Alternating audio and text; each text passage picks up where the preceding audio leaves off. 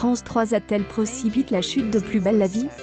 En mars dernier, lors du confinement, TF1 et France 2 ont interrompu la diffusion de leurs feuilletons respectifs pendant que la 3 écoulait le stock des inédits émanant du Mistral.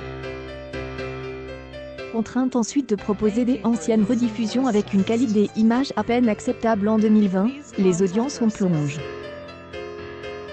Sophie Gigon, directrice des fictions Daytime de France Télévisions, a reconnu que la stratégie n'a pas été un succès, autant que le feuilleton, déjà en berne avant le confinement, n'a jamais retrouvé son niveau du début 2020.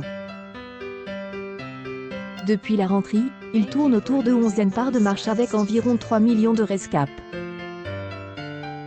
Face au démarrage prometteur du spin-off de Demain nous appartient, Ici tout commence, et la belle dynamique des Ainsi grand soleil, Plus belle la vie a une belle tête de favori pour être le premier soap à disparaître parmi cette liste. Sur le court terme, le feuilleton marseillais n'est pas menace puisqu'il a été renouvelé pour une durée de 5 ans, mais le temps reste compte pour la production et les scénaristes qui entendent faire tout leur possible pour remonter la pente. Guillaume de Menton, PDG de Tele France, souhaite renouer avec les fondamentaux et cela commence avec quelle intrigue ayant cinglé le clan Marcy. Par la suite, si Samia, arrivée en 2005, va quitter le Mistral, Boy va prendre du galon.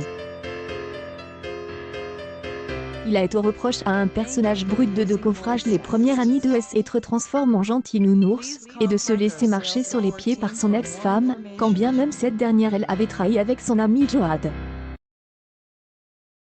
Dans les prochains jours, le feuilleton va également proposer le retour du docteur Bruno Olivier, le premier grand méchant du soap.